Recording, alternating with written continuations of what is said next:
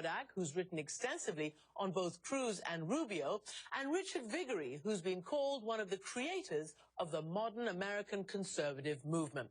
Welcome to you both. So I want to go straight to you, Mr. Viguerie, because I believe Ted Cruz is your guy. Were you surprised, and do you think he can make it to New Hampshire and all across the country? Absolutely.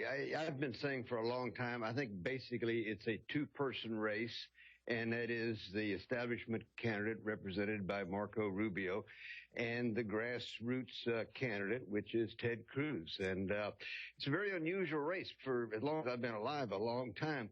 The establishment's always united behind one candidate, going back for 100 years. Now we see them split between Rubio and Bush and Christie and Kasich and Carly. And the conservatives are coming behind one candidate, Ted Cruz. So it's going to be a fascinating next couple of months here. And I think it's going to be a two-person race very quickly. Let's move over to Anne-Louise Bardak. Were you surprised, and you've written a lot about Cruz and Rubio, that Trump lost and that Rubio did comparatively so well?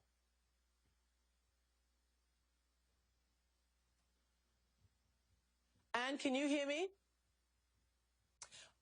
Well, while we get her sound up. Yeah, I'm here. Yeah, look, I should stay closing my eyes while I wait. Anne, can you hear Christiane Amanpour? How much longer? Can you hear Okay, I'm going to go to back to you. Anne, can you hear me? Say? Can you hear me, Anne? Maybe make her a little louder for me. Can you hear? Okay. I'm going to go back to you, Richard Viguerie.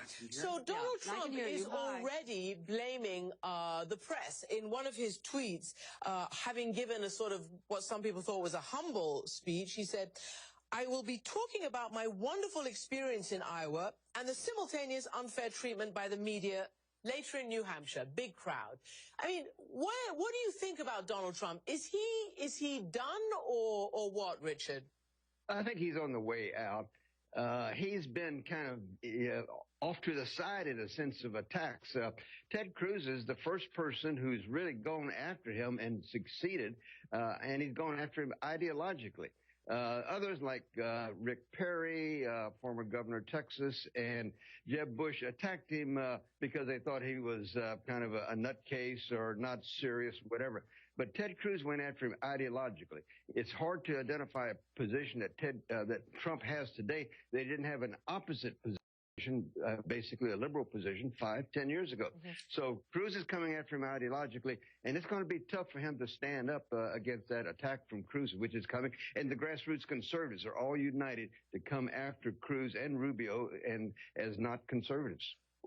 You know, a lot of people, again, are looking at this upended presidential race, particularly the insurgents in the Republican race. So this is what Senator Rubio said just a few weeks ago, or last week or so, about what needs to happen if the Republicans are to win in November. Listen to what he said. We cannot win if we are divided, if we are fighting against each other. And so we must bring not just the party, but the conservative movement back together, and I will. No one running for president can bring the conservative movement and the Republican Party together faster or better than I can. Richard Viguerie, can Rubio unite the Republican Party, and don't you need to be united in order to win? Oh, absolutely, Christiana.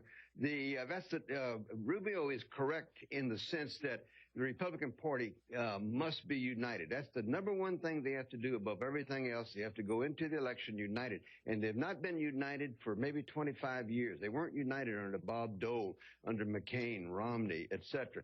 But they can be united this time. But Rubio cannot do it. He can't bring on the anti-illegal immigration people, the libertarians. There are 6 main voting blocs that make up the Republican base. Reagan's 3, which is national security, cultural issues, and economic issues. Then we've added the Tea Party, and now there's also the liberty movement, the libertarians. Ted Cruz checks all 5 of those boxes, and like Reagan, with his vice presidential choice, he can unite the party and go on to win in November. Rubio can't do that. He can't bring the party together like Ted Cruz Ken. You say that, but, you know, there were many Republicans who were terrified. I mean, before Iowa, we were even hearing that Trump would be better than Cruz. They say Cruz is very disliked. He obviously also, your party has a bit of a problem when it comes to the candidates, when it comes to appealing to a major voting bloc, whether they be Hispanics, whether they be gays, whether they be, in some instances, women. I mean, how can he get all those on board in order to do as you say? Well, the Democrats have more problems. You know, you've got the Democratic Party moving hard left. I mean, Bernie Sanders, the socialist, is pulling Hillary to the left now.